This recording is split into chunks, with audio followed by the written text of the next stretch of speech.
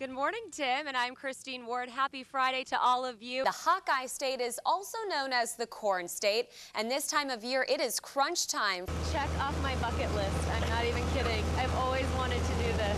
It allows firefighters to change traffic lights as they approach an intersection. It is my favorite day of the week. Your chance to enjoy a night out and support a local restaurant, too, for just half the price. Can't beat that. What would you teach somebody that has never picked up a hockey stick in their life? Join me and Go Red for 12 weeks. I found these in the porta potties.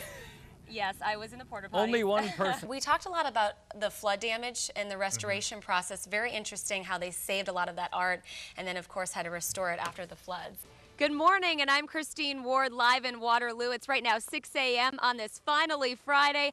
Thousands and thousands of RAGBRAI riders are now up and ready to go. You're pumping some air in your tires, getting ready this morning for the big ride, and it's just a colorful scene here. It's amazing. Just thousands of tents right here at the Lost Island Water Park. We're going to be talking to Aaron Buzza. He's with the Waterloo Convention Center, and he's going to tell us about how they got ready and prepared for all of these riders this week. And we'll have much more coming up for you live from Waterloo. As Justin mentioned a bit earlier, there are some raindrops falling. These riders were saying during the break, Justin, the weatherman, I hope you're wrong. Yep. Millions of Americans will be boarding a plane this week for the Thanksgiving holiday. In fact, travel experts say this Wednesday is the busiest travel day of the year as folks head out to spend the long weekend with family and friends. And before the hectic air travel begins, this week I take on the skies. The Marion Airport offers an introductory flight class called Let's Go Flying, so I check it out. I meet Jan Walton, my instructor for the day, a pilot for 20 years. So right now we're in front of this little itty bitty plane. I've never rode anything like this, only commercial. Not a little itty bitty I'm plane. taller than it. But before we take off, my class begins with a pre-flight to make sure everything is good to go. We have a checklist that we use and we follow it right down. Okay. This Cessna plane looks so tiny. This shouldn't take long at all. First, we go into the cockpit, learn all about these controls. We check the wings and tails To make sure there isn't any dings or any problems with it. the rudder underneath the aircraft, repeat on the other side, check the wheels and brakes, make sure we have enough gas. We're full. This list takes about 30 minutes, and now it's time to get in and get ready for takeoff by firing up all of the electrical equipment. I feel like I'm in driver's ed all over again. A little bit more fun. A little more fun. Now we're ready to fly. Clear! Oh my gosh. Yay! Yay! Sunglasses and headphones on. Let's go. Marion Unicon 35714. Airport advisory. Airport advisory. Let's go flying! Here goes nothing. I can't believe I'm in control of this takeoff. We are flying! It's so smooth and peaceful up here, easier than I thought it would be. Oh my gosh, this is crazy. Oh, so beautiful. Here we are, 2,500 feet above the earth. My ears are popping. Since we don't have a destination, we just have fun flying all around. We've got Marion on our left, past Collins Road. Oh yeah, I see our sky eye. There it is, yep. Hi, KGAN. We see I-380 and the river. That's cool. We're smooth flying now. This is an incredible way to see your town in a totally different light. This is check off my bucket list. I'm not even kidding. I've always wanted to do this. After about 30 minutes, 714 final. We radio in that we're ready for landing. Oh boy. Woo! That was our moment of truth right there. We made it out alive. Then we taxi in and go through the checklist again to make sure that everything is turned off properly. I had a riot. Fun. You did good. That beats any amusement park ride. We get out, head back inside, and to top it all off, I get a souvenir. Okay. Your own personal pilot logbook. Oh, I get to... Jan fills out my first, but certainly not my last entry into the log. 1 hour down, only 44 more to go before I graduate, and I start flying all on my own.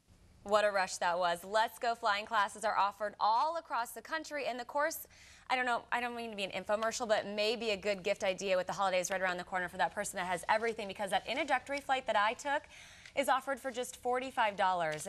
Emergency Vehicle Preemption Device.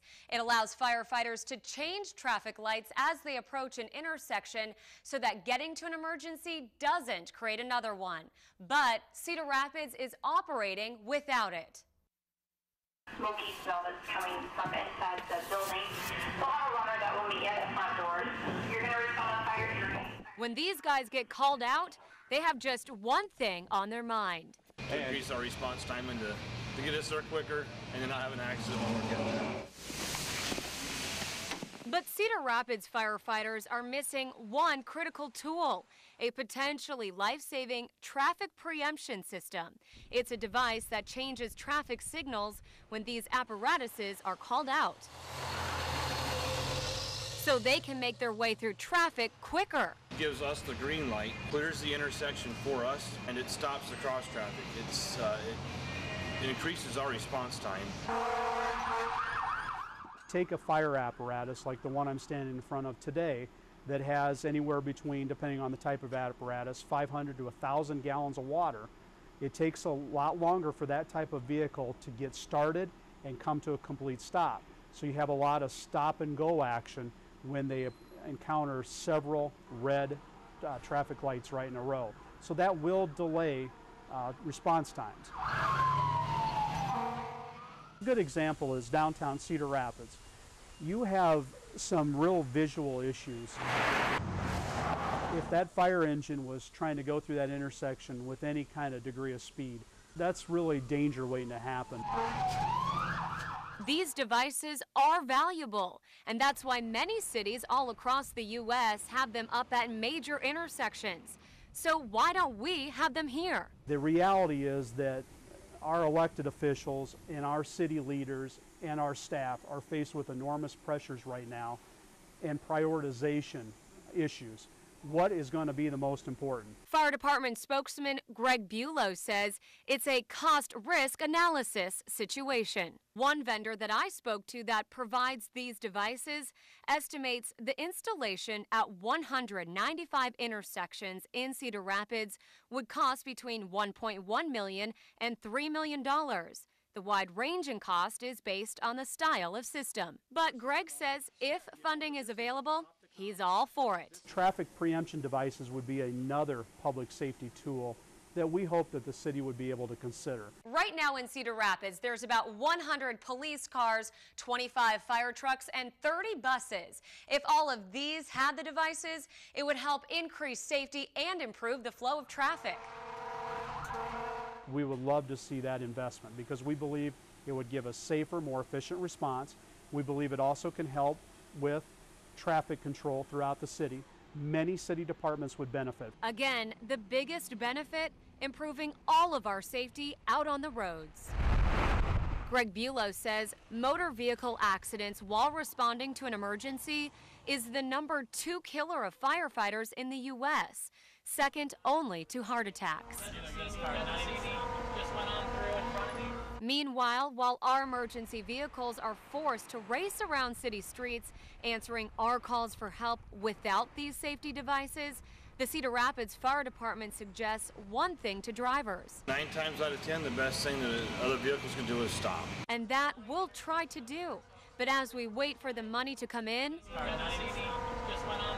this familiar scene of first responders racing through red lights could just be an accident waiting to happen. And I did find one Iowa community using these emergency vehicle preemption devices. That's over in Council Bluffs. In the studio, Kristine Sward, Fox News at 9.